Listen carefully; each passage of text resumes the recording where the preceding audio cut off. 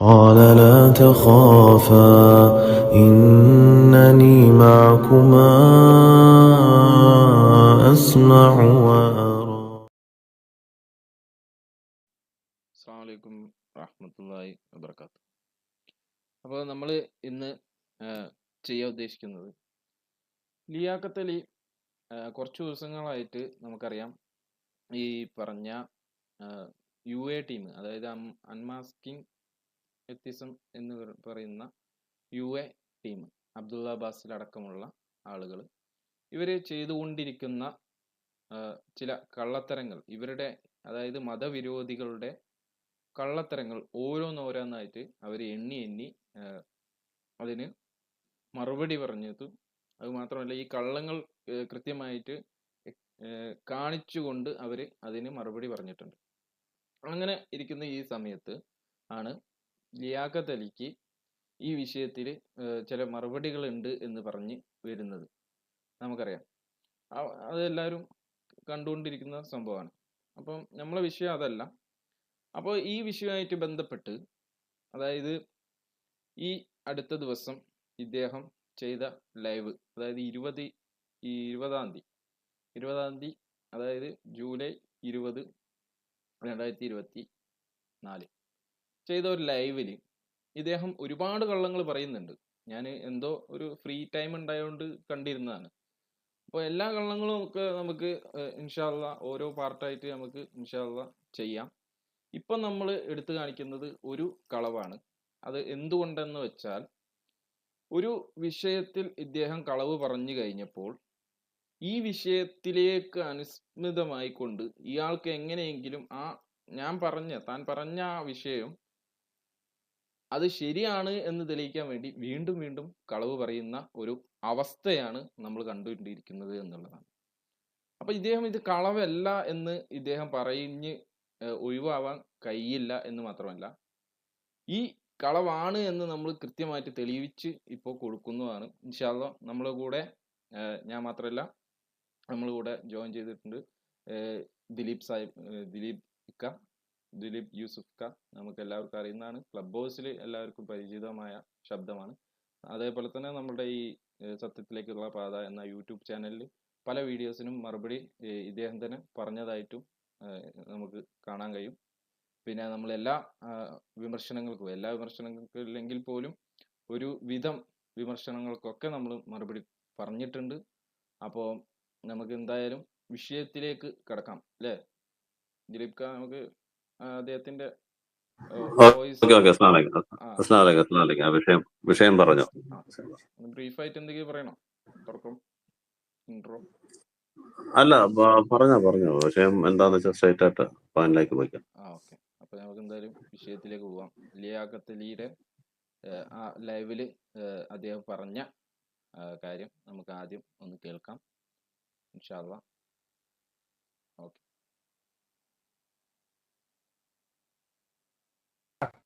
അപ്പൊ കല്യാണം കഴിച്ചു, കൺസ്യൂമേറ്റ് ചെയ്തില്ല, ത്വലാഖാണ്. ഈ വിഷയവുമായി ബന്ധപ്പെട്ട് ത്വലാഖ് സംഭവിക്കുകയാണ് എങ്കിൽ, ഇത് ത്വലാഖാണ് എങ്കിൽ എന്താണ് അതുമായി ബന്ധപ്പെട്ട് പ്രസക്തമായ ഖുർആൻ വചനം? അതുകൂടി നമുക്കൊന്ന് കാണാം.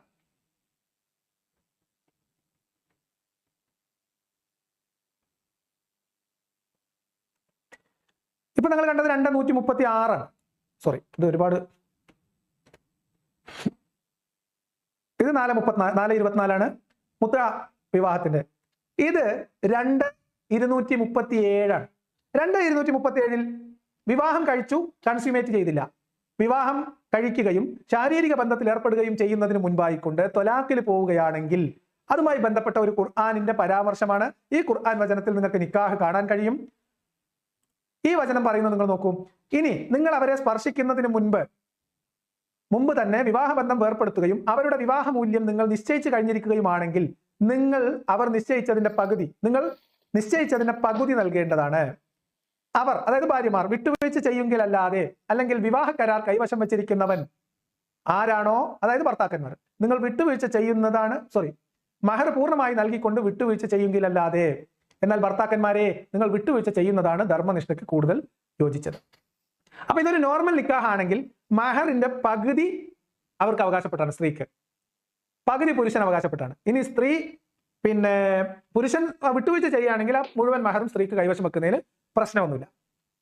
ഇതെങ്ങനെയാണ് മുത്തുക നിങ്ങൾക്ക് കണക്ട് ആവുന്നത് മനസ്സിലാവുന്നില്ലെങ്കിൽ ഈ ഖുർആൻ വചനത്തിന്റെ പശ്ചാത്തലം അല്ലെങ്കിൽ അതിന്റെ തഫ്സീറിൽ ഒരു ഭാഗം പറയുന്നുണ്ട്. അതേതാണ് നമുക്ക് നോക്കാം. നോക്കൂ, ഈ രണ്ട് സ്ഥലങ്ങളിലും സമ്മാനങ്ങൾ കാണുന്നത് മുത്തുക കല്യാണവുമായി ബന്ധപ്പെട്ടതാണ്. മുത്തുകയിൽ സമ്മാനങ്ങൾ കൺസ്യൂമേറ്റ് ചെയ്യാതെയുള്ള വിവാഹമോചനമാണെങ്കിൽ അവിടെ നിക്കാഹിന്റെ പൈസ അല്ലെങ്കിൽ മഹർ ആർക്കാണ് എന്നുള്ള തർക്കം പോലും ഇല്ല. കാരണം പൈസ കൊടുക്കേണ്ട കാര്യമില്ല, മഹർ കൊടുക്കേണ്ട കാര്യമില്ല. എന്ന് മാത്രമല്ല, അതിനു മുൻപ് പിൻവാങ്ങുകയാണെങ്കിൽ ആ വന്ന സ്ത്രീക്ക് എന്തെങ്കിലും സമ്മാനം കൊടുക്കണം എന്ന പ്രത്യേക നിർദ്ദേശവും ഇയാൾക്ക് തൃപ്തിപ്പെട്ട എന്തെങ്കിലും ഒരു സമ്മാനം, ഒരു പാരിതോഷികം കൊടുക്കുന്നത് അവിടെ പ്രോത്സാഹിപ്പിക്കുകയും ചെയ്യുന്നുണ്ട്. എന്നാൽ വിവാഹം ശരിയായ രീതിയിലുള്ള നിക്കാഹ് കഴിഞ്ഞിട്ടാണെങ്കിൽ വിവാഹശേഷം വിവാഹമോചനത്തിലേക്ക് പോവുകയാണ് കൺസ്യൂമേറ്റ് ചെയ്യുന്നതിന് മുൻപ് എങ്കിൽ പകുതി മഹർ പൂർണ്ണമായി സ്ത്രീക്ക് അവകാശമാണ്. മുത്തഴയിൽ സ്ത്രീക്ക് മഹറിൽ അവകാശം ഇല്ല ഒട്ടും. കല്യാണമാണ്, നിക്കാഹാണ് എങ്കിൽ പകുതി മഹർ സ്ത്രീക്ക് അവകാശപ്പെട്ടതാണ്. ഭർത്താവ് തൃപ്തിപ്പെടാണെങ്കിൽ മുഴുവൻ കിട്ടും. പക്ഷെ മുത്തഴയിൽ അങ്ങനെ ഒരു അവകാശം സ്ത്രീക്ക് ഇല്ല. പിന്നെ അവിടെ സ്ത്രീക്ക് ആകെയുള്ളത് എന്താണ്? ഈ പുരുഷൻ എന്തെങ്കിലും ഒരു പാരിതോഷികമായിട്ട് കൊടുക്കുകയാണെങ്കിൽ അത് വളരെ നല്ലൊരു കാര്യമായിട്ട് അതിനെ പ്രോത്സാഹിപ്പിക്കുകയും ചെയ്യുന്നു. അപ്പൊ ഈ കാര്യങ്ങൾ രണ്ടും വ്യക്തമായിട്ട് മനസ്സിലായല്ലോ. ഇനി നമുക്ക് ഈ 237 ഇബ്നു കസീറിന്റെ തഫ്സീറിലേക്ക് പോയി കഴിഞ്ഞാൽ നിങ്ങൾക്ക് എല്ലാവർക്കും മനസ്സിലാക്കാൻ പറ്റും.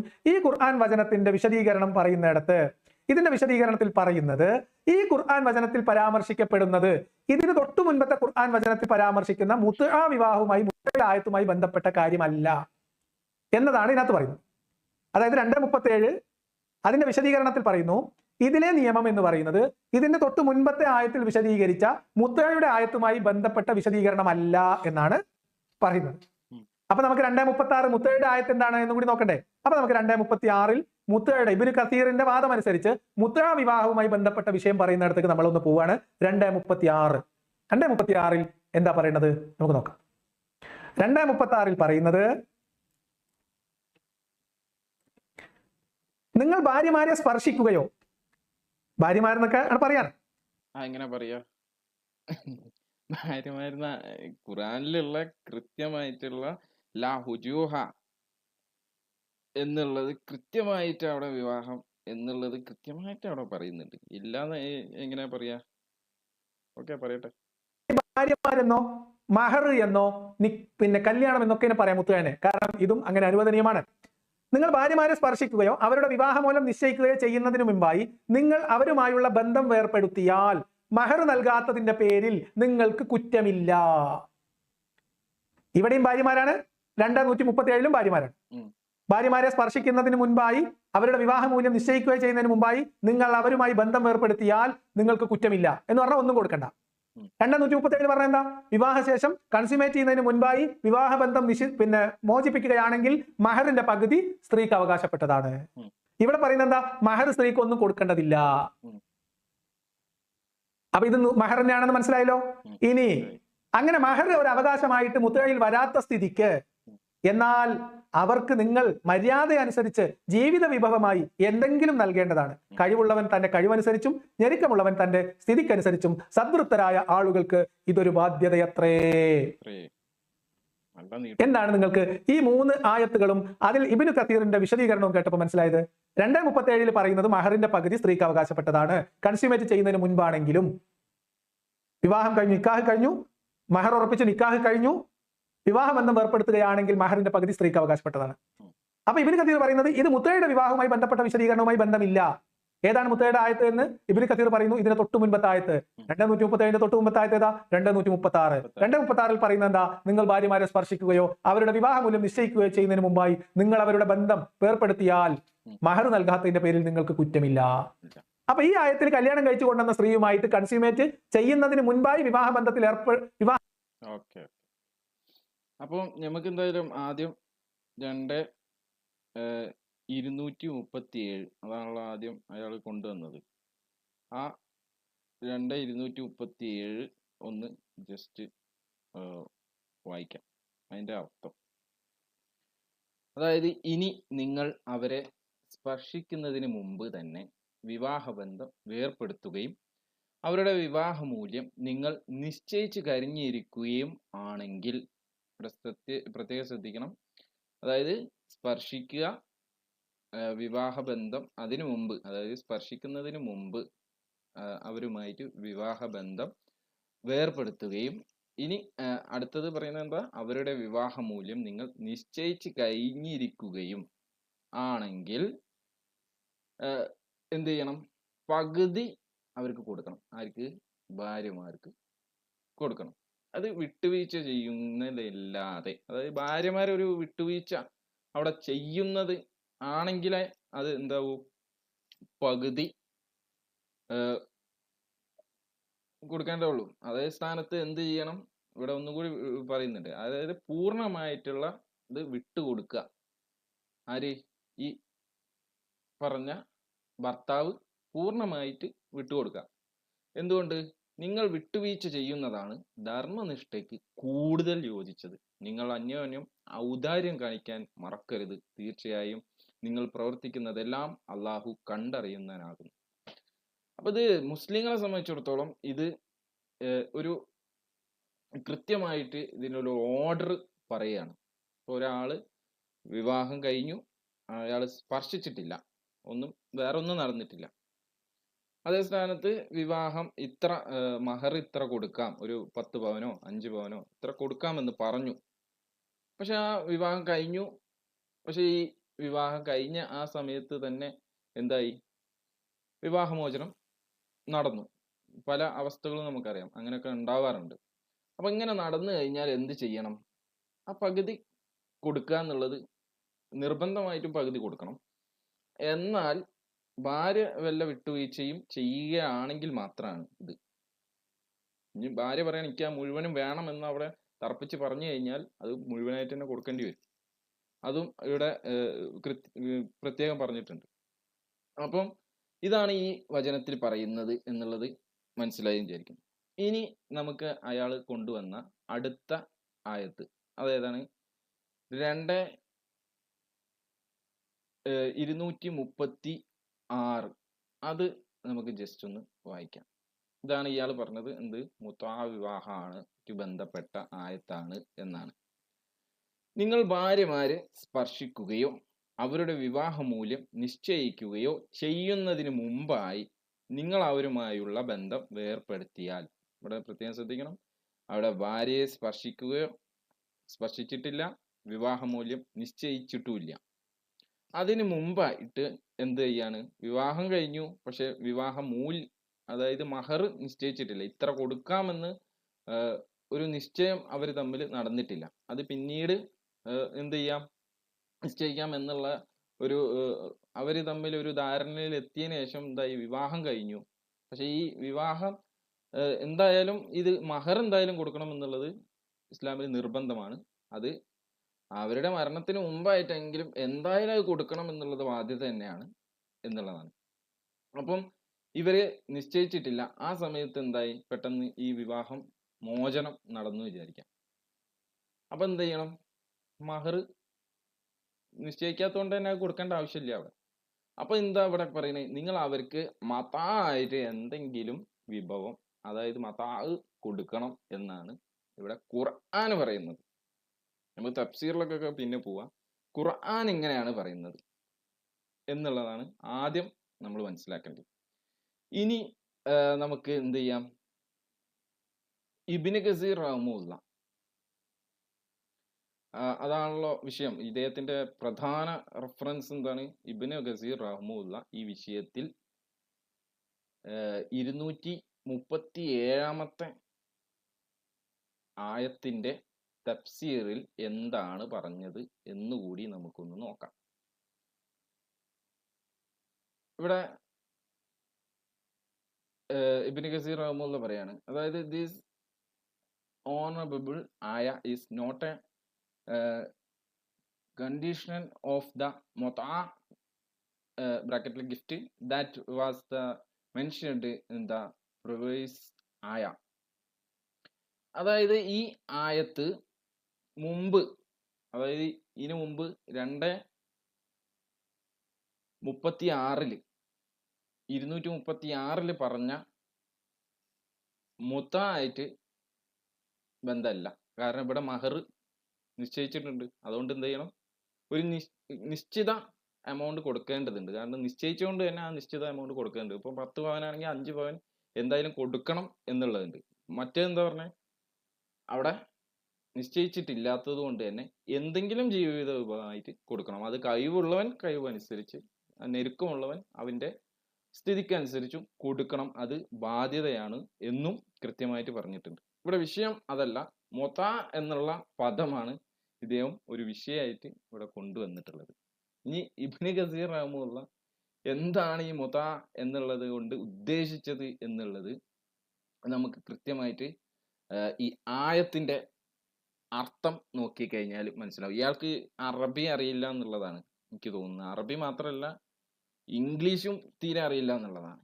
കാരണം മുത എന്താണെന്നുള്ളതും നിക്കാഹ് മുത എന്താണെന്നുള്ളതും ഇതൊന്നും ഇദ്ദേഹത്തിന് മനസ്സിലായിട്ടില്ല. അല്ലെങ്കിൽ മനസ്സിലായിട്ടും ആളുകളെ കബളിപ്പിക്കാൻ ശ്രമിക്കുക മാത്രമാണ് ഇദ്ദേഹം ചെയ്തുകൊണ്ടിരിക്കുന്നത് എന്നാണ് നമുക്ക് ഇത്രയും നോക്കിയിൽ നിന്ന് മനസ്സിലാകുന്നത്. എന്തെങ്കിലും ആഡ് ചെയ്യുന്നുണ്ടോ? എന്നിട്ട് നമുക്ക് അടുത്ത് കാണിക്കാൻ വിചാരിക്കാം. ദിലീപ് കാ? ഓക്കെ. കേക്കാവോ? കേക്കാം, പറഞ്ഞു. ഓക്കെ. അപ്പൊ ലിയാഖത്തലി പറഞ്ഞത് കേട്ടു ഞാന്. എന്തും പറയാന്നുള്ളൊരു അവസ്ഥയായിപ്പോയി. ഇപ്പൊ രണ്ടായത്തെടുത്ത് വെച്ചിട്ട് ലിയാഖത്തലി പറഞ്ഞത് ഇപ്പൊ നമ്മൾ ലിസ്റ്റ് എടുക്കുകയാണെങ്കിൽ എനിക്ക് തോന്നുന്നു 10 കൂടുതൽ മിസ്റ്റേക്സ് അതിനകത്ത് കാണാൻ പറ്റും. ഫുള്ള് അബദ്ധമാണ് പറഞ്ഞിരിക്കുന്നത്. എന്താന്ന് ഇത് മനസ്സിലാക്കിച്ചിട്ടാണോ അല്ലെങ്കിൽ വേണമെന്ന് ചെയ്യുന്നതാണോ എന്ന് എനിക്കറിയാൻ വയ്യ.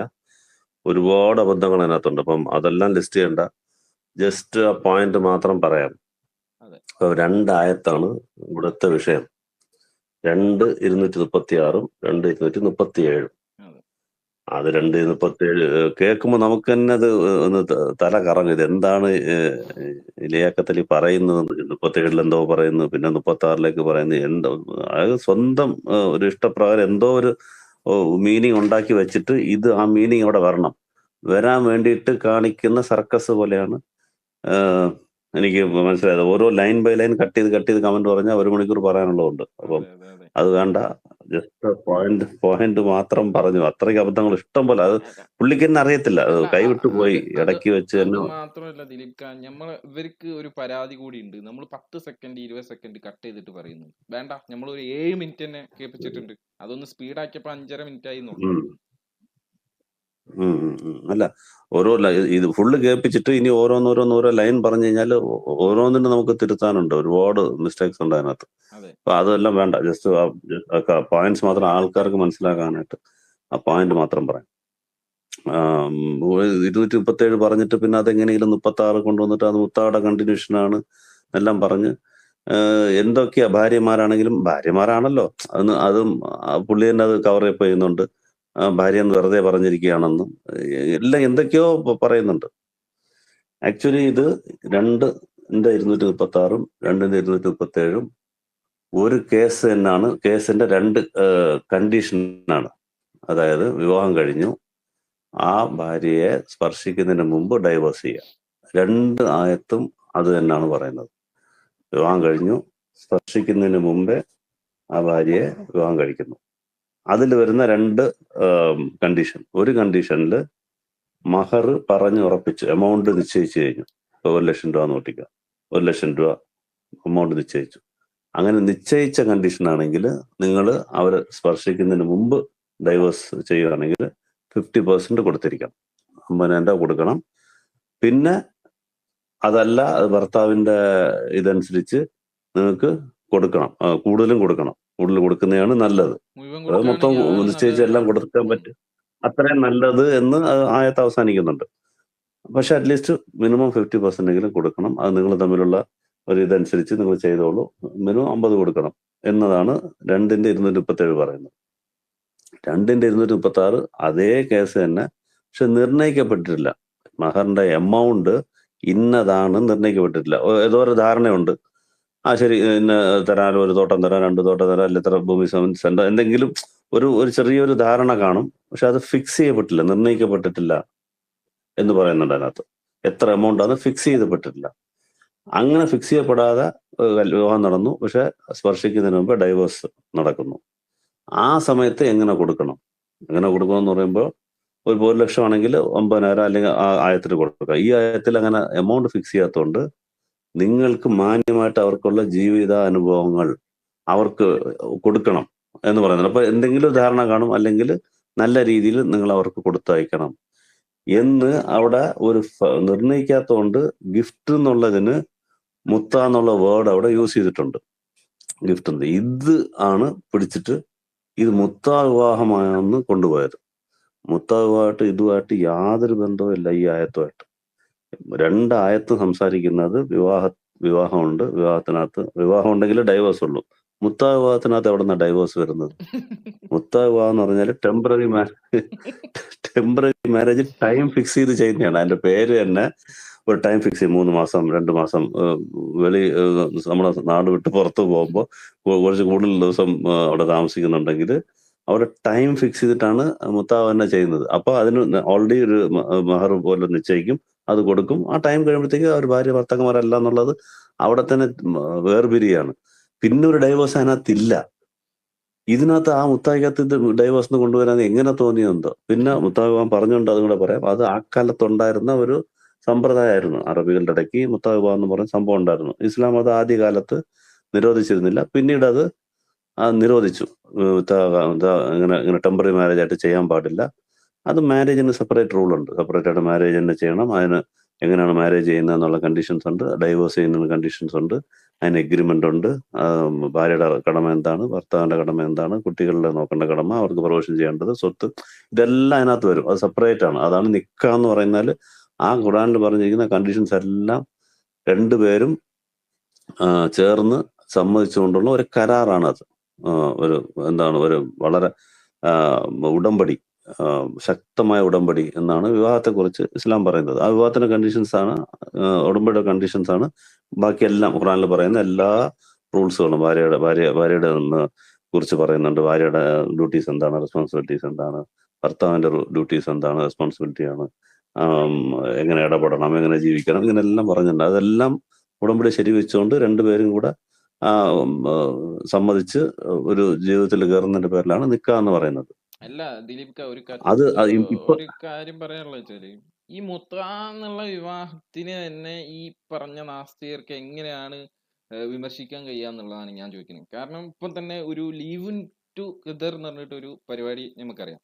ഒരു സ്ത്രീയും ഒരു പുരുഷനും അവർക്ക് ഇഷ്ടമാണെങ്കിൽ അവർക്ക് ഇഷ്ടമുള്ള അത്രയും കാലം അവർ തമ്മിൽ ജീവിക്കുന്നു, പിരിയുന്നു. അതിൽ എന്തെങ്കിലും ഒരു കുറ്റം ഇവർക്ക് പറയാൻ പറ്റുമോ? ഇല്ല. അത് മാത്രമല്ല, ഇവർ അതിന് സപ്പോർട്ട് ചെയ്യുന്ന ആള് കൂടിയാണ്. അതിന് ഒരു ഉദാഹരണത്തിന് ഞാൻ നമ്മളെ ഇ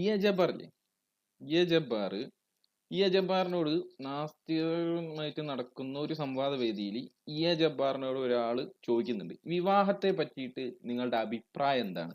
ഒരു സമ്പ്രദായമാണല്ലോ നിയമപരമായി സ്ത്രീയും പുരുഷനും കല്യാണം കഴിക്കുക എന്നത്.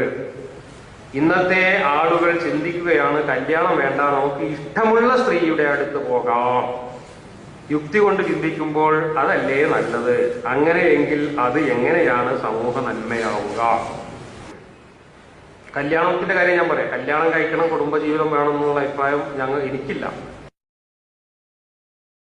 ഇനി ഇന്നത്തെ കുടുംബ വ്യവസ്ഥ പൂർണ്ണവും ശരിയും നാളെ മാറാത്തതുമാണോ? ഒരിക്കലുമല്ല. ഇന്നിപ്പോ ഒരുപാട് ആളുകൾ ഇത്തരത്തിലുള്ള ഔപചാരികമായ കുടുംബങ്ങൾ സ്ഥാപിക്കാതെ സ്വതന്ത്രമായിട്ട് സ്ത്രീകളും പുരുഷന്മാരും ജീവിക്കാൻ തുടങ്ങിയിട്ട് കേരളത്തിൽ പോലും പാശ്ചാത്യ നാടുകളിൽ അങ്ങനെ ജീവിക്കുന്നവർ ധാരാളമുണ്ട്.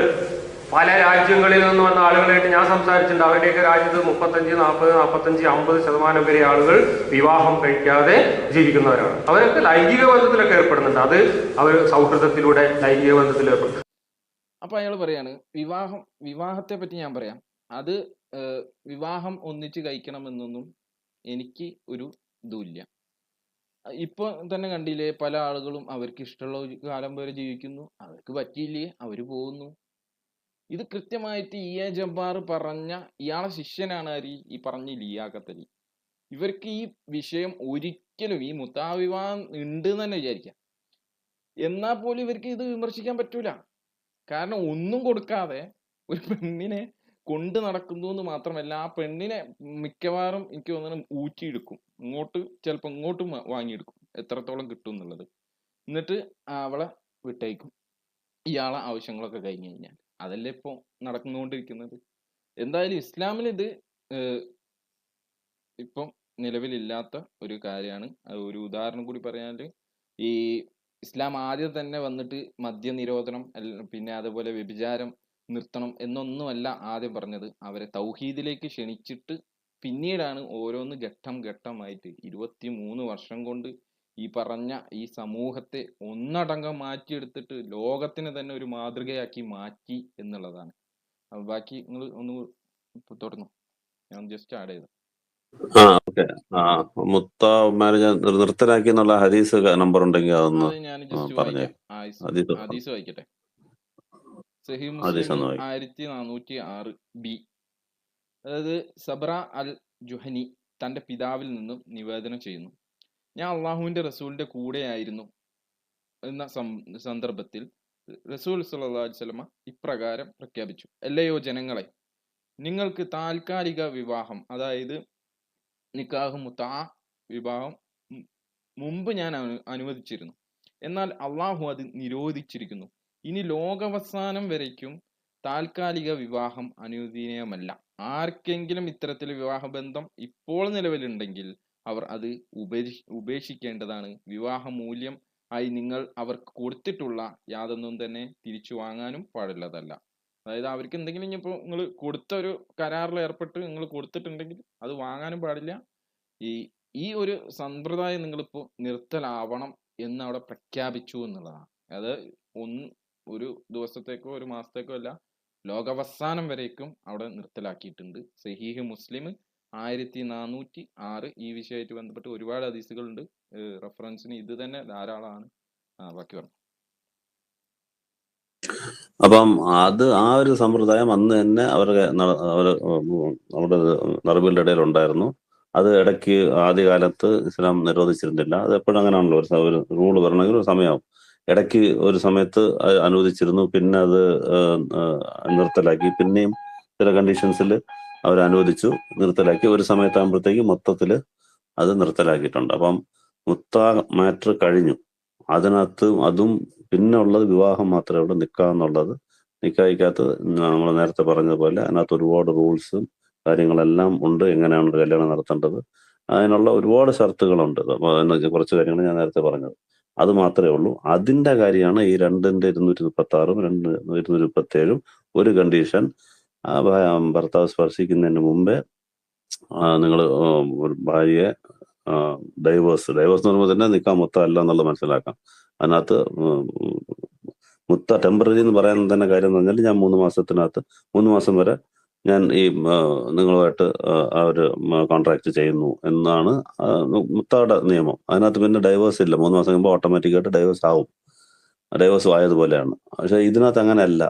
ഇതിനകത്ത് ഡൈവേഴ്സ് ഒരു ആവശ്യം വരികയാണെങ്കിൽ അതിന് റൂൾസ് സെപ്പറേറ്റ് ഉണ്ട്. എങ്ങനെ ഡൈവേഴ്സ് ചെയ്യണമെന്നുള്ളതെല്ലാം ഖുറാനിൽ പല സ്ഥലങ്ങളിൽ പറഞ്ഞിട്ടുണ്ട്, എങ്ങനെയാണ് ഡൈവേഴ്സ് ചെയ്യേണ്ടതെന്നുള്ളത്. അപ്പോൾ അതിൽ ഒരു കണ്ടീഷനാണ്, അങ്ങനെ ഡൈവേഴ്സ് ചെയ്യുമ്പോൾ നിങ്ങൾ മഹർ നിർണയിച്ചിട്ടില്ലെങ്കിൽ, ഒരു എമൗണ്ട് പ്രത്യേകിച്ചൊന്നും പറയാത്തതുകൊണ്ട് നിങ്ങൾ അവർക്ക് മാന്യമായിട്ട് കൊടുത്തു വിടുക എന്ന് പറയുന്ന ആ സ്ഥലത്ത് മഹർന്ന് നിശ്ചയിക്കാത്തതുകൊണ്ട് ആ മഹറിന് പകരം ജീവിത വിഭവം എന്ന് പറഞ്ഞിട്ട് അതിന് മുത്താന്ന് ഉണ്ട് അറബില്. ജീവിത വിഭവം അല്ലെങ്കിൽ ഗുഡ്സ് എന്നുള്ള ആ ഭാഗം നമ്മളെ തഫ്സീറിൽ അതിന്റെ അറബി വേർഡും അതിന്റെ ഒന്ന് കാണിക്കാം. ഓക്കെ, കാണുന്നുണ്ടല്ലോ ഇവിടെ. അതായത് നിങ്ങൾ ജീവിത വിഭവങ്ങൾ നൽകുക. അത് ഒന്ന് തഫ്സീമുൽ ഖുറാനിലുള്ളതാണ് ഫസ്റ്റത്തെ ഈ ഇത്. രണ്ടാമത്തത് നിങ്ങൾ അവർക്ക് മുതാത്ത് വിഭവം ഉപഭോഗ വസ്തുക്കൾ എന്ത് വേണമെങ്കിൽ കൊടുക്കാം. അവർക്ക് ജീവിത വിഭവമായിട്ട് എന്ത് വേണമെങ്കിൽ കൊടുക്കാം. ഇനി രണ്ടാമത്തത് മതാ എന്നുള്ളതിന് ഇവിടെ അതാ ഒരു വിഭവം എന്നുള്ളതും അർത്ഥം കാണാം. അപ്പൊ അതാണ് ഇവിടെ ഉദ്ദേശിച്ചത് എന്ന് മനസ്സിലാവാൻ വേണ്ടിയിട്ടാണ് മഹർ ഫിക്സ് ചെയ്യാത്തതുകൊണ്ടാണ് ആ ഒരു ഗിഫ്റ്റ്, പ്രസന്റ്, വിഭവം എന്ന് പറഞ്ഞത്. മഹർ എന്നുള്ള ഒരു എമൗണ്ട് ഫിക്സ് ചെയ്യാത്തതുകൊണ്ട് അതിന് ഗിഫ്റ്റ് എന്നും വിഭവം എന്നും പറഞ്ഞു. അപ്പം ആ മറ്റേ തഫ്സീറിൽ തന്നെ, ഇബ്നു കസീറിന്റെ തഫ്സീറിൽ തന്നെ ബ്രാക്കറ്റിൽ ഗിഫ്റ്റ് ഒന്നും ഉണ്ട്. എന്നിട്ടും അത് മുത്ത മാരേജിലേക്ക് എങ്ങനെ കൊണ്ടുപോയി എന്നുള്ളത്, അതിന് ചില്ലറ സർക്കസ് ഒന്നും പഠിച്ചാൽ പോരാ. അത് വല്ലാത്തൊരു കർണം മറിച്ചില്. കർണം മറിച്ചില് 5-6 കർണം മറിഞ്ഞാലും ഈ ആയത്ത് കൊണ്ടുപോയിട്ട് മുത്താലിലേക്ക് കൊണ്ടുപോകാൻ പറ്റത്തില്ല. അപ്പം മനസ്സിലാക്കുക, ഇത് ജീവ വിവാഹം എന്ന് പറഞ്ഞാൽ അവർക്ക് മഹർ എന്നുള്ള പേര് പറഞ്ഞിട്ടില്ല, ഗിഫ്റ്റ് എന്നുള്ള പേര് പറഞ്ഞു. ഇത്രയേ ഉള്ളൂ വ്യത്യാസം. 2:237 മഹർ എന്ന് തന്നെ പറഞ്ഞു വെച്ചാൽ അതിനകത്ത് പൈസ നിർണ്ണയിച്ചിട്ടുണ്ട്, എത്ര മഹർ എന്നുള്ളത് നിർണ്ണയിച്ചിട്ടുണ്ട്. ഇവിടെ നിർണ്ണയിക്കാത്തതുകൊണ്ട് അതിന് വരെ ഗിഫ്റ്റ് കൊടുക്കുക എന്ന് പറഞ്ഞാൽ നിങ്ങൾ നിർണ്ണയിച്ചിട്ടില്ലെങ്കിലും കൊടുക്കേണ്ടതാണല്ലോ. അപ്പം നിങ്ങൾ മാന്യമായിട്ട് അത് കൊടുക്കുക എന്നുള്ളതിന് മഹർ എന്ന് വാക്ക് യൂസ് ചെയ്യാതെ മുത്ത എന്ന് പറഞ്ഞു. അത് കൊണ്ടുപോയിട്ട് മുത്താക്ക് ഗിഫ്റ്റ് നടത്തണ്ടെന്നുള്ളത് നമ്മൾ ഈ 2 ഇതിനകത്ത് കണ്ടല്ലോ. അത് കൊണ്ടുപോയിട്ട് അന്ന് നിർത്തലാക്കിയ ഒരു കേസിനെ കോട്ടി മാറ്റി, എനിക്ക് തോന്നുന്നു ഇത് കഴിഞ്ഞിട്ട് പിന്നെ അങ്ങ് തോട്ടത്തിലേക്ക് കയറുവാന്ന് തോന്നുന്നല്ലേ? അതുകൂടെ ഒന്ന് പറയും. അത് ഞമ്മക്ക് അതിനു വേണ്ടിയിട്ടാണ് ഈ സർക്കസ് എല്ലാം കാണിക്കുന്നത്. അത് നമുക്കൊന്ന് കേൾപ്പിക്കാം. അതിന് മുമ്പ് അത് നമുക്ക് പറഞ്ഞു കൊടുക്കാം. അല്ല, അതാണ് ഇതിന്റെ മെയിൻ. ഇത് എന്തുകൊണ്ടാണ് ഇത്ര സർക്കസ് അത് കാണിച്ചത് നമുക്ക് ലാസ്റ്റ് എന്നുള്ളത് പറയാം. അത് ബാക്കി സസ്പെൻസ് എക്സ്പ്ലെയിൻ നമുക്ക് ചെയ്യും. ലാസ്റ്റ് എടുക്കാം. അതിന് മുന്നേ നമ്മളിഞ്ഞ് ഇതിനായിട്ട് അർത്ഥം പറയാണെന്ന് ചിലപ്പം ചില ആളുകൾ വിചാരിക്കുക. അപ്പൊ നമുക്ക് എന്ത് ചെയ്യാം? നമ്മളൊന്നല്ല, ഇത് മുഫസ്സിറുകൾ തന്നെ ഈ വിഷയത്തിൽ പറഞ്ഞതായിട്ട് നമുക്ക് ജസ്റ്റ് മലയാളത്തിലുള്ള അമാനി റഹ്മുള്ള അദ്ദേഹത്തിന്റെ തഫ്സീറിൽ നിന്നുള്ള ഒരു ഓഡിയോ നമുക്കൊന്ന് ജസ്റ്റ് കേൾപ്പിച്ചിട്ട് എന്ത് ചെയ്യാം, മറ്റേതിലേക്ക് കിടക്കാന്ന് വിചാരിക്കാം. لا جناح عليكم إن طلقتم النساء ما لم تمسوهن أو تفرضوا لهن فريضة ومتعوهن على الموسع قدره وعلى المقتر അവിടെ പ്രത്യേകം ശ്രദ്ധിക്കും. വമത്തഉന്ന قدره متاعا بالمعروف മതാഉം വമറൂഫ. حقا على المحسنين. സ്ത്രീകളെ അഥവാ ഭാര്യമാരെ നിങ്ങൾ സ്പർശിക്കുകയോ അവർ മഹറിന്റെ ഒരു നിർണയം നിർണയിക്കുകയോ ചെയ്യാത്തപ്പോൾ അവരെ നിങ്ങൾ വിവാഹമോചനം നടത്തിയെങ്കിൽ നിങ്ങളുടെ മേൽക്കില്ല. അവർക്ക് നിങ്ങൾ മുത്തഅത്ത് അഥവാ അനുഭവിക്കുവാനുള്ള വിഭവം നൽകുകയും ചെയ്യണം. നിവൃത്തിയുള്ളവരുടെ മേൽ അവന്റെ തോതും ഞെരുക്കമുള്ളവരുടെ മേൽ അവന്റെ തോതും എത്രേ ബാധ്യത. ആചാരമര്യാദയനുസരിച്ചുള്ള ഒരു വിഭവം നൽകണം. അതെ, സുഹൃതം ചെയ്യുന്നവരുടെ മേൽ ഒരു കടമ. ഭാര്യമാരെ വിവാഹമോചനം നടത്തുന്നതിന് നിയമദൃഷ്ട്യാ അംഗീകാരമുണ്ടെങ്കിലും സ്വതവേ അതൊരു നല്ല കാര്യമല്ലല്ലോ. അനുവദനീയമായ കാര്യത്തിൽ വെച്ച് അല്ലാഹുവിന് ഏറ്റവും കോപകരമായുള്ളത് ത്വലാഖാകുന്നു അഥവാ വിവാഹമോചനമാകുന്നു എന്ന് ഹദീസിൽ വന്നതാണ്. അബൂ ദാവൂദ്, ഇബ്നു മാജ, ഹാക്കിം എന്നിരിക്കെ വിവാഹകർമ്മം കഴിഞ്ഞതിനു ശേഷം സ്ത്രീയും പുരുഷനും തമ്മിൽ സ്പർശനം അഥവാ സംയോഗം നടന്നിട്ടില്ലാതിരിക്കുകയും അവർക്ക് വിവാഹമൂല്യമായി നൽകപ്പെടുന്ന സംഖ്യ അഥവാ മഹർ എത്രയാണെന്ന് ഇരുകൂട്ടരും തമ്മിൽ നിർണയം ചെയ്യപ്പെട്ട് കഴിയാതിരിക്കുകയും ചെയ്യുന്ന അവസരത്തിൽ സ്ത്രീയെ വിവാഹമോചനം നടത്തുന്നതിന് വിരോധമുണ്ടോയെന്ന് സംശയിക്കാമല്ലോ. വിവാഹമോചനത്തിന്റെ ആവശ്യം നേരിടുന്ന പക്ഷം ആ അവസരത്തിലും അത് നടത്താം, അതിൽ തെറ്റില്ല. അത് നിയമാനുസൃതം തന്നെയാണ് എന്നും അവൾക്ക് മഹർ കൊടുക്കേണ്ടതില്ലെന്നും അള്ളാഹു അറിയിക്കുന്നു.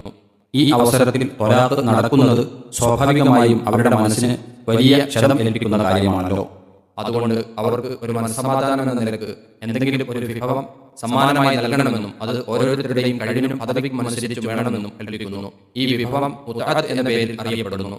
മുത്അത്ത് എന്തായിരിക്കണം, എത്ര വേണം എന്നൊന്നും ഖുർആനിലോ ഹദീസിലോ വ്യക്തമാക്കപ്പെട്ടിട്ടില്ല. ഭർത്താവിന്റെ കഴിവനുസരിച്ചും സദാചാര മര്യാദയനുസരിച്ചും വല്ലതും കൊടുക്കണമെന്നേ കൽപ്പിക്കപ്പെട്ടിട്ടുള്ളൂ. എന്നാൽ സുഹൃതവാന്മാരായ ആളുകൾക്ക് ഒഴിച്ചുകൂടാത്ത ഒരു കടമയാണ് അതെന്ന് കൂടി അള്ളാഹു ഉണർത്തിയിരിക്കുന്നു. എല്ലാവരും അത് നൽകേണ്ടതില്ല എന്നല്ല ഇതിന്റെ ഉദ്ദേശം. സുഹൃതവും മാന്യവുമായ ഒരു കാര്യമാണതെന്നും അതിൽ ആരും പിശുക്ക് കാണിക്കരുതെന്നും ശക്തിയായ ഭാഷയിലുള്ള ഒരു പ്രോത്സാഹനം നൽകലാണത്. മിതമായ തോതിലുള്ള മുത്അത്തിന് പല മഹാന്മാരും പല ഉദാഹരണങ്ങളും പറഞ്ഞു കാണാം. ഒരു കൂട്ടം വസ്ത്രം, ഒരു വേലക്കാരൻ, ഒരു കുപ്പായവും തട്ടവും തുണിയും എന്നിങ്ങനെയും സാധാരണഗതിയിൽ അതത് സ്ത്രീകൾക്ക് ലഭിക്കാറുള്ള മഹറിന്റെ പകുതി 10-30 പണം എന്നിങ്ങനെയുമൊക്കെ അതിന് ഉദാഹരണങ്ങൾ പറയപ്പെട്ട് കാണാം.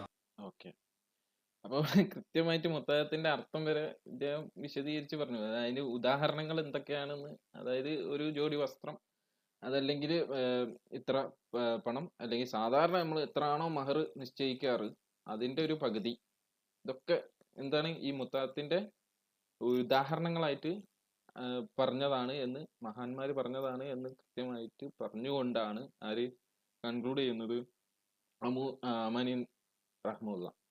അപ്പോൾ നമ്മളായിട്ട് ഇനി ഇത് വിശദീകരിച്ച് പറഞ്ഞ്, അല്ലെങ്കിൽ നമ്മൾ പുതിയതായിട്ട് കണ്ടുപിടിച്ചിട്ട് ഇതിന് പറഞ്ഞ് ഒന്നും പറയണ്ട എന്ന് കരുതിയിട്ട് മാത്രമാണ്, അതിന്റെ ആവശ്യമൊന്നും ഇല്ല. ശരിക്കും ഈ ആയത്ത് വായിച്ചാൽ തന്നെ ആർക്കും വ്യക്തമാവുന്നതാണ്. കാരണം വിവാഹം കഴിക്കാതെ എങ്ങനെ ഈ തലാക്ക് നടക്കുക?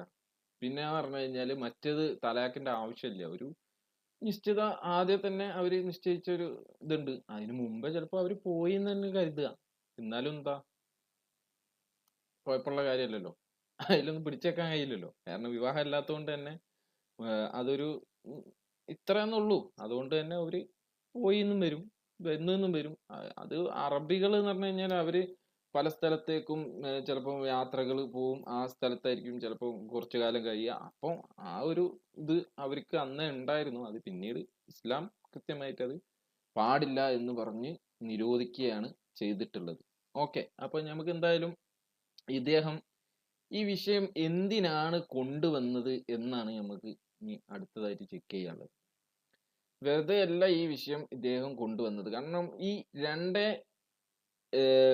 അതായത് സൂറത്ത് ബക്കറയില് 236 വചനം, ഈ വചനം ഇദ്ദേഹം കൊണ്ടുവരാനും ഇത് മുത്അ വിവാഹമാണ് എന്ന് വരുത്തി തീർക്കാനും ഉണ്ടായ ഒരു കാരണം നമ്മളൊന്ന് ജസ്റ്റ് ചെക്ക് ചെയ്തപ്പോൾ മനസ്സിലായത്, ഇത് എല്ലാവരും കാണുന്നുണ്ടല്ലോ 2:236.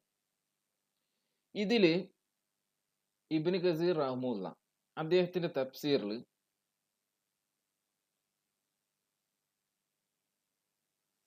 നിങ്ങളെ കയ്യില് വാട്സപ്പിൽ ഞാൻ അയച്ചത് ഉണ്ടോ നിങ്ങളെ കയ്യില്? ഞാനൊന്ന് ജസ്റ്റ് നോട്ട് ചെയ്ത് തരാം. ഒന്ന് വാട്സപ്പില് ഞാൻ അയച്ച 236 അതൊന്ന് ജസ്റ്റ് ഒന്ന് വായിച്ചാൽ മതി. അതിന്റെ അടിയുള്ള വായിച്ചാൽ മതി. ദ മുത്അ gift at the time of divorce എന്ന് പറഞ്ഞിട്ട് പറയണ്ടല്ലോ. Allah command. അതായത് അതിനകത്ത് പറഞ്ഞിരിക്കുന്നത്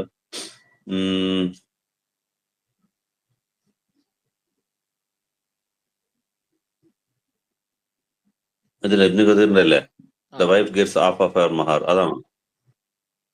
2:237 ആണോ? 236 36 ആണ്. 37 ഉണ്ട്. അല്ല 36 ഞാൻ ഏറ്റവും അടിയിൽ നിങ്ങൾക്ക് ഇതാക്കി തന്നല്ലോ. 36 ഉണ്ട്. റൈറ്റ്. മൊത്തം വായിക്കണം. മൊത്തം വായിക്കാൻ കുഴപ്പമൊന്നുമില്ല. അതില് ഇപ്പൊ പറയണ എന്താ വെച്ചാൽ അള്ളാഹ് അലൗഡ് ഡിവേഴ്സ്, അതായത് അള്ളാഹു അലൗഡ് ചെയ്യുന്നുണ്ട് എന്ത്, ഈ മാരേജ് ഇങ്ങനെ വിവാഹം കഴിച്ച ആളുകൾക്ക് ഡിവേഴ്സ് ചെയ്യാം എന്നുള്ളത്. നിങ്ങൾ വായിച്ചോ? മൊത്തം വായിക്കാം. അപ്പം 2:36 ഇബ്നു കസീർ പറയുന്നത് അതിന്റെ തഫ്സീറില്, divorce before consummating the marriage. Allah allowed divorce after the marriage contract and before consummating the marriage. Ibn Abbas, Taus Ibrahim and Al-Hasan al-Basri said that touched mentioned in the ayah means sexual intercourse. The husband is allowed to divorce his wife before consummating the marriage or giving the dowry if it was deferred. The mutta ബ്രാക്കറ്റില് gift at the time of divorce, ഇതാണ് പ്രശ്നം ഇവിടെ. The മുത്ത gift at the time of divorce, Allah commands the husband to give the wife whom he divorces before consummating the marriage a gift of a reasonable amount, the rich according to his means and the poor according to his means, to compensate her for her loss. Al-Bukhari reported in his Sahih that Sakhla bin Saud and Abu Usaid said that Allah's Messenger married Umayyah bin Sarahil. When she was brought to the Prophet, he extended his hand to her, but she did not like that. The Prophet then ordered Abu Usaid to provide provisions for her along with gift of 2 garments. ഇതാണ് ഇതിനകത്തുള്ളത്. അതിപ്പോ സംഭവം ഉമൈമ ബിൻത്ത് ഷറഹേൽ എന്ന പേര് അവിടെ ഇദ്ദേഹത്തിന് കിട്ടി എന്നുള്ള ഈ ഹദീസ് ഇബ്നു കസീർ ഇവിടെ കൊണ്ടുവരാൻ കാരണം എന്താ, ഈ മത്താവ് കൊടുക്കുന്നതിന് ഒരു ഉദാഹരണമായിട്ട് നബി സല്ലല്ലാഹു അലൈഹി വസല്ലമ ചെയ്തിട്ടുണ്ട് എന്നുള്ളതിന് വേണ്ടിയിട്ടാണ് എന്ത് ചെയ്യണേ, ഈ ഒരു ഹദീസ് ഇവിടെ കൊണ്ടുവരുന്നതെന്ന് മാത്രം. അപ്പം ഇതെങ്ങനെങ്കിലും മുത്താ വിവാഹം ആക്കിയിട്ട് ഇയാൾക്ക് മാറ്റണം. മുത്താ എന്നുള്ളതിന് നിക്കാഹ് അല്ലെങ്കിൽ മാരേജ് മുത്ത എന്ന് തന്നെ കൊടുക്കും. അപ്പം അതുപോലും അറിയാതെ ഇത് എങ്ങനെയെങ്കിലും ഇപ്പൊ ഈ നടന്നുകൊണ്ടിരിക്കുന്ന ആദ്യം ഇയാൾ പറഞ്ഞത് എന്താന്ന് വെച്ചാല് ഒരു അതായത് 5255 ഹദീസ് മാത്രമാണ് ഇവര് ആദ്യം വായിച്ചിരുന്നത്. ആ ഹദീസിന് അപ്പുറത്തേക്ക് ഇവര് പോകാറേ ഇല്ല. ഈ സമയത്ത് 2021 ഡിസംബർ 11, എന്റെ ഓർമ്മ ശരിയാണെങ്കിൽ ഡിസംബർ 11 അന്ന് ഇയാൾ ഒരു ലൈവ് വെച്ചു. ആ സമയത്ത് ഈ വിഷയമായിട്ട് ഞാൻ അതേപോലെ തന്നെ അഫ്സൽ, നമ്മളെ ക്ലബ് ഹൗസിലുള്ള അഫ്സൽ, അയാളും കൂടി കയറി. എന്തിനാ കയറിയെന്ന് വെച്ചാൽ ഈ വിഷയം മാത്രം ചോദിക്കാൻ, വിഷയം അതൊന്നും അല്ലെങ്കിലും ഈ വിഷയം മാത്രം ചോദിക്കാൻ വേണ്ടി കയറി. കാരണം എന്താ വെച്ചാല് 2 ദിവസം മുമ്പ് ഇയാൾ എന്ത് ചെയ്തിരുന്നു, ഈ സംഭവം പറഞ്ഞിരുന്നു, ഇവര് കളിയാക്കിക്കൊണ്ട് പറഞ്ഞിരുന്നു ഈ വിഷയം. അപ്പൊ അതിനെ തുടർന്നാണ് ഞാൻ ഈ വിഷയത്തിൽ സംസാരിക്കാൻ കയറിയത്. ആ സമയത്ത് ഞാൻ 5254 അതേപോലത്തെ 56 ഈ 2 ഹദീസും വായിച്ചു കൊടുത്തപ്പോൾ അയാൾക്ക് മനസ്സിലായി ഇത് വിവാഹം ചെയ്തതാണ് എന്നുള്ളത് കൃത്യമായിട്ട് മനസ്സിലായി. അതിന് ശേഷമാണ് ഇയാൾ പറയാൻ തുടങ്ങിയത് അത് വിവാഹമൊക്കെ കഴിച്ചാണ് എന്നുള്ള രീതിയിൽ പറയാൻ തുടങ്ങിയത്. അപ്പം എന്തായി, ഒരു പരിണാമം നടന്നു, വിവാഹം കഴിച്ചതാണ് എന്ന് പറയാൻ തുടങ്ങി.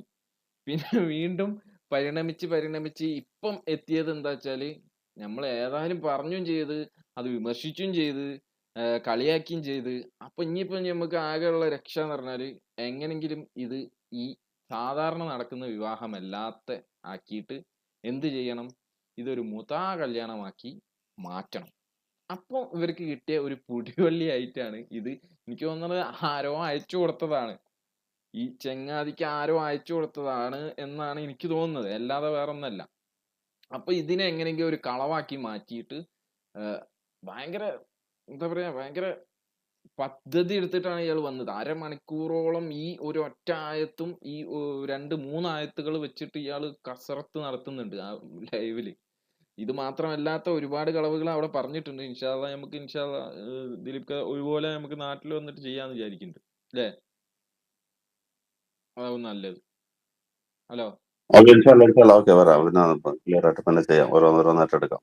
നമുക്ക് ഇവരെ ഏത് വിമർശനത്തിനും നമ്മളടുത്ത് മറുപടി ഒന്നുമില്ലല്ലോ. നമ്മൾ കൊടുത്തിട്ടുണ്ട് മറുപടി. ഇയാളെ റൂമിൽ തന്നെ നമ്മൾ കയറി കൊടുത്തിട്ടുണ്ടല്ലോ. നമ്മൾ രണ്ടാളും 1 മണിക്കൂറിന്റെ പുറത്തേറ്റം മറ്റേ അനന്തരാവകാശമായിട്ട് ബന്ധപ്പെട്ടിട്ട് ചർച്ച ചെയ്തില്ലേ ഇവരായിട്ട്, നമുക്ക് ഓർമ്മയില്ലേ? സ്ത്രീ വിഷയം, ഇസ്ലാമിലെ സ്ത്രീ, സ്ത്രീ വിഷയം, ഇസ്ലാമിലെ സ്ത്രീ എന്നുള്ള വിഷയം. അങ്ങനെ ചാടി വരെ. ഇപ്പൊ ഈ സ്ത്രീ വിഷയമാണെങ്കിൽ തന്നെ ചാടി അങ്ങനെ പോവും. ഏത് വിഷയമാണെങ്കിലും അങ്ങനെയാണല്ലോ. ഒന്നിൽ പിടിച്ചെടുക്കാൻ കഴിയില്ലെങ്കിൽ അടുത്തതിലേക്ക് ചാടുക എന്നുള്ളതാണല്ലോ.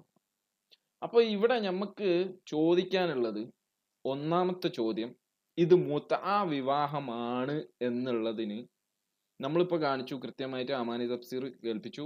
അതേപോലെ തന്നെ ഇബ്നു ഗസീർ റഹ്മത്തുള്ളാഹി എന്താണ് അവിടെ മുത്അ എന്നുള്ളത് കൊണ്ട് ഗിഫ്റ്റ് എന്നുള്ളത് അവിടെ ബ്രാക്കറ്റിൽ കൊടുത്തിട്ടുണ്ട്. അത് മാത്രമല്ല അദ്ദേഹം തന്നെ അത് വിശദീകരിച്ച് പറയുന്നുമുണ്ട് എന്നുള്ളതാണ്. പിന്നെ ഇനിയെങ്കിലും ഈ കളവ് തിരുത്താൻ നിങ്ങൾ തയ്യാറാണോ? ലിയാഖത്തലിയോടാണ് ചോദ്യം. ഈ വീഡിയോ കേൾക്കുന്ന എല്ലാവരും ഇദ്ദേഹത്തിന് ഇത് എത്തിച്ചു കൊടുക്കണം. അത് മാത്രമല്ല ഇയാളെ കൊണ്ട് ഈ കളവ് തിരുത്തിക്കാൻ കഴിയില്ല എന്ന് നമുക്കറിയാം. കാരണം ഇനി അടുത്ത കളവായിട്ട് ഇത് പിടിച്ചു കഴിഞ്ഞാൽ ഇനി അടുത്ത കളവ് എങ്ങനെ ഉണ്ടാക്കും എന്നുള്ള റിസർച്ചിലായിരിക്കും ചിലപ്പോൾ നടത്തിക്കൊണ്ടിരിക്കുന്നത്. ഈ വിഷയമായിട്ട് ബന്ധപ്പെട്ടിട്ട് ഇയാൾ ലൈവ് ചെയ്ത 20-ാം തീയതി തന്നെ ഞാൻ അയാൾക്ക് മെസ്സേജ് അയച്ചിട്ടുണ്ട് വാട്സപ്പിൽ. ഞാൻ ചോദിച്ചു, ഈ 2236 പറയുന്ന ആയത്ത് മുത്അ വിവാഹമാണ് എന്നുള്ളത് നിങ്ങൾ ഇപ്പോഴും ഉറച്ചു നിൽക്കുന്നുണ്ടോ?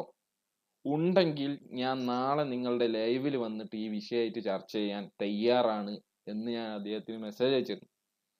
അയാൾ പറഞ്ഞത് അത് ഇബ്നു ഗസീർ പറഞ്ഞിട്ടുണ്ട്, ഞാൻ മാത്രമല്ല എന്നാണ് അദ്ദേഹം പറഞ്ഞത്. അപ്പൊ ഞാൻ പറഞ്ഞു, ഇബ്നു ഗസീർ എന്താ പറഞ്ഞതെന്നൊക്കെ നമ്മൾ പഠിപ്പിച്ചു തരാം, അതൊക്കെ കിടക്കട്ടെ. ഇപ്പൊ നിങ്ങളെ ഒരു അഭിപ്രായം എന്താണ് എന്ന് ചോദിച്ചപ്പോ പിന്നെ അയാൾ മെസ്സേജ് അയച്ചു, ഒന്നും റീപ്ലൈ ഇല്ല അയാളെ. ഓക്കെ, പിന്നീട് പറയാം എന്ന് പറഞ്ഞ് പോയ ആളാണ് ഇത്. ഇപ്പോൾ നമുക്ക് ഈ ഒരു അനുഭവം ഒന്നൊന്നല്ല, പല അനുഭവങ്ങൾ ഉണ്ടായിട്ടുണ്ട്. ഇതിനു മുമ്പ് ഇതേമാതിരി ഒരു തഫ്സീറുമായിട്ട് ബന്ധപ്പെട്ടിട്ട് വിഷയം നമുക്കറിയാം. ഇദ്ദേഹം ഒരു വെല്ലുവിളി എന്നെ നടത്തി, എന്നെ ആയിട്ട് ഒരു ചലഞ്ച് തന്നെ വെച്ചു. അതായത് ഇത് തെളിയിച്ചാൽ നാളെ ഞാൻ ഷഹാദത്ത് എല്ലാം എന്ന് പറഞ്ഞുകൊണ്ട്. അപ്പൊ ഇയാൾ ഒരു പണ്ഡിതനാണ് എന്നുള്ള രീതിയിൽ ആളുകൾക്കിടയിൽ കിതാബും ഇതൊക്കെ പിടിച്ചിട്ട് ഇയാൾ അങ്ങ് ജമ്മ് ചെയ്യാ. ഏത് ഈ ആയത്തും ആ ആയത്തും ഒക്കെ കൂടി കൂട്ടിച്ചേർത്തിട്ട് ഇത് മൊത്തമാണ് ഇയാൾ വലിയൊരു പണ്ഡിതനായിട്ട്. ഇതിനൊക്കെ ഒരു പാണ്ഡിത്യം എന്നുള്ളത് ഖുർആൻ, ഒന്നാമത് ഖുർആൻ എന്താണെന്നും അതേപോലെ തന്നെ ഖുർആൻ മുഴുവനായിട്ടും അതിന്റെ നെസ്ക് എന്താ മൻസൂഖ് എന്താന്നും ഒക്കെ അറിയാത്ത ഒരാൾ വന്നിട്ട് ഖുർആനെ അങ്ങോട്ട് വ്യാഖ്യാനിക്കുക, അല്ലെങ്കിൽ ആദ്യം ഇറങ്ങിയ ആയത്ത് ഏതാ, അവസാനം ഇറങ്ങിയ ആയത്ത് ഏതാ, ഇതൊന്നും അറിയാത്ത ഒരാൾ വന്നിട്ട് ഖുർആനെ ജമ്മ ചെയ്യുക, ഇന്ന ആയത്ത് എന്ന് പറഞ്ഞിട്ട് ജമ്മ ചെയ്യുന്ന ഒരു അവസ്ഥയാണ് ഇപ്പൊ നമ്മൾ കണ്ടുകൊണ്ടിരിക്കുന്നത്. എങ്ങനെയെങ്കിലും കളവ്, ഒരു കളവ് പറഞ്ഞതിനെ 1000 കളവ് കൊണ്ടും മറയ്ക്കാൻ ശ്രമിച്ചാലും അത് മറയില്ല. ലിയാഖത്തിനോട് നമുക്ക് അതാണ് പ്രത്യേകം ഊന്നി പറയാനുള്ളത്. പിന്നെ വേറെ എന്തെങ്കിലും ആഡ് ചെയ്യുന്നുണ്ടോ? ഇല്ലെങ്കിൽ നമുക്കൊരു സാധനം കൂടി ഇല്ല കേൾപ്പിക്കാം, ബ്രോ, വിഷയം വിഷയം കൺക്ലൂഡ് വിഷയം ചെയ്യാം. ചുരുക്കാം എന്ന് വെച്ചാൽ ആൾക്കാർ കൺക്ലൂഡ് ചെയ്യല്ലേ? കേൾക്കണ്ടേ. അതായത് ഓക്കെ, അപ്പൊ ഇതിനകത്ത് ഒരു ലൈനിൽ എനിക്ക് പറയാനാണെങ്കിൽ ഈ 2-ന്റെ 36-ഉം 236-ഉം 2-ന്റെ 237-ഉം രണ്ടും മാരേജിനെ കുറിച്ച് തന്നെയാണ് പറഞ്ഞിരിക്കുന്നത്. 2 കണ്ടീഷനാണ്. മാരേജ് കഴിഞ്ഞിട്ട് ഭർത്താവ് സ്പർശിക്കാത്ത സമയത്ത് ഒന്ന് മഹർ നിർണയിക്കപ്പെട്ട അവസ്ഥയും മറ്റേത് മഹർ നിർണയിച്ചിട്ട് ഉള്ള അവസ്ഥയും. ഇത്രയേ ഉള്ളൂ അതിനകത്ത്. അത് മുത്തായിലേക്ക് കൊണ്ടുപോയത് ലിയാഖത്തിയുടെ കയ്യിൽ നിന്നുണ്ടായ ഭീമമായ അബദ്ധമാണ്. ഇത് ശരിക്കും ഒരു ഇതിലും ഒരു അബദ്ധമല്ല, ഭീമമായ തെറ്റ്. ഒരു കാര്യത്തിലും ഒരു കാരണവശാലും ന്യായീകരിക്കാൻ പറ്റാത്തതാണ്. എവിടെയെങ്കിലും മുത്താവുന്നൊരു വാക്ക് കണ്ടു കഴിഞ്ഞാൽ ഉടനെ കൊണ്ടുപോയിട്ട് നമ്മൾ ഓൾറെഡി ഒരു ഇതിന് നമ്മൾ ആൻസർ പറഞ്ഞുകൊണ്ടിരിക്കുകയാണ്, അതിന് ഇത് യൂസ് ആവും എന്ന് കണ്ടിട്ട് കൊണ്ടുപോയി അതിനകത്ത് കണക്ട് ചെയ്യാൻ നോക്കി. ഇബ്നു കസീർ അത് ടെമ്പററി മാരേജ് എന്ന് പറയുന്നില്ല. ഇബ്നു കസീർ ആ തൊടുന്നതിന് മുമ്പ് ഡൈവേഴ്സ് എന്നുള്ള ആ കണ്ടീഷനിലാണ് അതെടുത്തേക്കുന്നത്. തൊടുന്നതിന് മുമ്പ് ഡൈവേഴ്സ്, അവിടെ അതാണ് സംഭവിച്ചത് എന്നാണ് ഇബ്നു കസീർ റിലേറ്റ് ചെയ്യുന്നത്. ടെമ്പററി മാരേജ് എന്ന് പറയുന്നില്ല. പക്ഷെ മുത്ത എന്നുള്ള വാക്ക് കണ്ടിട്ടാണ് അതങ്ങനെ ഒരു തെറ്റിദ്ധരിപ്പിക്കൽ ഉണ്ടാക്കിയത്. ഗിഫ്റ്റ് എന്നുള്ള അർത്ഥത്തിലാണ് ഇവിടെ വിഭവങ്ങൾ എന്നുള്ള രീതിയിലാണ് അവർക്ക് കൊടുത്ത് ചെയ്യുക എന്നുള്ളത്. അതും ടെമ്പററി മാരേജ് ഓൾറെഡി ഇസ്ലാം നിഷിദ്ധമാക്കിയ ടെമ്പററി മാരേജ് ഇതുമായിട്ട് യാതൊരു ബന്ധമില്ല. അതാണ് ഇതിന്റെ കൺക്ലൂഷൻ. ഓക്കെ, നമുക്ക് ഇയാൾ ഇത് പറയുന്നതോടെ ഒന്ന് കേൾക്കാം. വിമർശനങ്ങൾക്ക് മറുപടിയല്ല, നിങ്ങൾ ചെയ്യുന്നത് ശുദ്ധമായ കളവ് പറയാണ്. വിമർശനത്തെക്കുറിച്ചും ഖുർആനിനെ കുറിച്ചും ശുദ്ധമായ തട്ടിപ്പ്, കളവ്, സ്വയംകൃതി, വ്യാഖ്യാനം എന്ന പേരിലും പരിഭാഷ എന്ന പേരിലും സ്വയംകൃതി നടത്തുക. ഖുർആനിലെ വചനങ്ങളെ അങ്ങോട്ടും ഇങ്ങോട്ടും അടർത്തി മാറ്റി, സ്ഥലം മാറ്റി, അർത്ഥമൊപ്പിക്കുക. ആരുടെ പണിയാണ് അബ്ദുൽ അബ്ബാസിന്? ഇതൊക്കെ വിശ്വാസികൾ ചിന്തിക്കണം എന്നാണ് ഞാൻ വിശ്വാസികളോട് പറയാം. ഹൃദയം കൊണ്ട് ചിന്തിച്ചിട്ട് ഉത്തരം കിട്ടൂല എന്ന് ഇത്തരുണത്തിൽ നിങ്ങളെ ഓർമ്മിപ്പിക്കുകയും ചെയ്യുന്നു. അതുകൊണ്ട് ഇതൊരു സാമ്പിളാണ്. ഞാൻ പറയുന്നത് 55-60 കളവ്. അതെ 55-60 ഒന്നല്ല, അതിനപ്പുറം നിങ്ങൾ പറഞ്ഞതൊക്കെ നമ്മൾ പറയാൻ തുടങ്ങി കഴിഞ്ഞാല് ലക്ഷക്കണക്കിനൊക്കെ ചിലപ്പോ വരും. അപ്പൊ ഇയാള് പറഞ്ഞത് എന്താണ്? ഖുറാനെ കോട്ടി മാറ്റുക, ഇതൊക്കെ ചെയ്യുന്ന ആരാണിപ്പോ എല്ലാരും കണ്ടല്ലോ. ഖുറാനെ ആരാണിപ്പോ കോട്ടി മാറ്റിയതെന്നും നമ്മളെ സംബന്ധിച്ചിടത്തോളം നമ്മളിപ്പോ ഒരു കാര്യം പറയുമ്പോ അതില് ഖുർആനുമായിട്ടോ അല്ലെങ്കിൽ ഈ വിഷയമായിട്ട് നമ്മളായിട്ട് കണ്ടുപിടിക്കുന്ന ഒരു കാര്യവും, നമ്മൾ പുതിയതായിട്ട് കണ്ടുപിടിച്ച ഒരു കാര്യവും നമ്മൾ പറയുന്നില്ല. പണ്ടേ പറഞ്ഞ കാര്യങ്ങൾ തന്നെയാണ് നമ്മൾ എടുത്ത് പറയുന്നത്. ഇവര് വിചാരം നമ്മൾ പുതിയതായിട്ട് അങ്ങോട്ട് പുട്ടിയടിക്കുക. എന്താ ഇയാളെ പറയുന്നത്? ഇവര് മെയിനായിട്ട് പറയുന്ന ഒരു കാര്യമാണ് നമ്മളിത് പുട്ടിയടിക്കാന്ന്. നമ്മളൊരു കാര്യം പറയുമ്പോൾ അതിനൊരു റെഫറൻസ് വെച്ചിട്ടാ പറയാം. നമ്മൾ ഇന്ന ഹദീസ് ഉണ്ട്, ഈ ഹദീസിന് ഇന്ന പണ്ഡിതൻ ഇങ്ങനെ പറഞ്ഞിട്ടുണ്ട് എന്ന് കൃത്യമായിട്ട് നമ്മൾ മുന്നോട്ട് വെച്ചിട്ടാണ് നമ്മൾ സംസാരിക്കാറ്. അപ്പൊ ഇതൊന്നുമില്ലാതെ വെറുതെ സംസാരിക്കുന്ന ആളുകൾ പറയാണ് നമ്മൾ കോട്ടി മാറ്റാണ്. ഇതേപോലത്തെ ഒരുപാട് കളവുണ്ട്, നമ്മളടുത്ത് തന്നെ ഇഷ്ടം പോലെ കിടക്കുന്നുണ്ട്. നമുക്ക് സമയമില്ലായിട്ടാ ലിയാഖത്തിൽ, നമുക്കിത് ഇനി ഇരിക്കാനുള്ള സമയമില്ല. ഇത് കുറെ പണിയാണ്, ചില്ലറ പണിയൊന്നല്ലത്. കാരണം ഇത് ഒന്ന് എന്ന് പറഞ്ഞു കഴിഞ്ഞാല് ഈ 2 ആള് 3 ആളൊക്കെ നമ്മൾ ഈ ലൈവായിട്ട് ഇങ്ങനെ ചെയ്യാന്ന് പറഞ്ഞു കഴിഞ്ഞാല് ആ എല്ലാവരുടെയും പണി സമയം നോക്കണം, ആ പണി കഴിയുന്ന സമയം നോക്കണം. അതേപോലെ തന്നെ ഇത് എഡിറ്റ് ചെയ്യണം, ഇതിനാവശ്യമായ ബാക്കിയുള്ള കാര്യങ്ങളൊക്കെ കറക്റ്റ് ചെയ്യണം. നിങ്ങളെ പോലെ എന്തെങ്കിലുമൊക്കെ വിളിച്ച് പറഞ്ഞു പോകാനൊന്നും നമുക്ക് കഴിയൂല. കാരണം വിശ്വാസികളെ നാളെ ചോദ്യം ചെയ്യും. ഇല്ലേ? ഞാനും ദിലീപിക്കും സ്വന്തമായിട്ട് എന്തെങ്കിലും പറഞ്ഞു കഴിഞ്ഞാൽ നാളെ ഏതെങ്കിലും വിശ്വാസി ചോദിക്കൂലേ നമ്മളോട്? ചോദിക്കൂലേ ദിലീപ്ക? നമ്മളായിട്ട് എന്തെങ്കിലും അർത്ഥം പറഞ്ഞാൽ നാളെ തന്നെ ചോദിക്കും, എന്താണ് ഇത് പറയണേന്ന് അതെ ചോദിക്കും. അതെ അതെ. അപ്പൊ ഇവരെ സംബന്ധിച്ചിടത്തോളം അങ്ങനെ ചോദിക്കൂല ആരും, കാരണം അവർക്ക് എന്തും പറയാം. ഇതിനു മുമ്പ് മറ്റേ സുല്ലമി ഇല്ലേ, നമ്മളെ ഇപ്പൊ അടുത്ത മതം വിട്ട സുല്ലമി, ഇയാള് നമ്മളെ ജബറിന്റെ സ്ഥലത്ത് പോയിട്ട് പറയുന്നുണ്ട്, നിങ്ങൾക്ക് എങ്ങനെയും ചാടാം, ഏത് വളയമില്ല, നിങ്ങൾക്ക് എങ്ങനെയും ചാടാം, പക്ഷെ അക്ബറിന് അങ്ങനെയല്ല, വളയുണ്ട്. അതെ, നമ്മളെ സംബന്ധിച്ചിടത്തോളം ഒരു വളയുണ്ട്, അതിന്റെ ഉള്ളിൽ കൂടെ നമുക്ക് ചാടാൻ കഴിയുള്ളൂ. അതെന്താ? ഖുർആനും സുന്നത്തുമാണ്. അതായത് നബി സല്ലല്ലാഹു അലൈഹി വസല്ലമയുടെ കൃത്യമായിട്ടുള്ള ഹദീസുകൾ, സഹീഹായിട്ട് വന്ന ഹദീസ്, ഖുർആൻ, ഇത് നമ്മളെ ഒരു വളയാണ്. നിങ്ങൾക്ക് സംബന്ധിച്ചിടത്തോളം എങ്ങനെ ചാടാം, എങ്ങനെ വീഴാം, എങ്ങനെ എന്തും പറയാം. നമ്മളെ സംബന്ധിച്ചിടത്തോളം അത് പറ്റില്ല എന്നുള്ളതാണ്.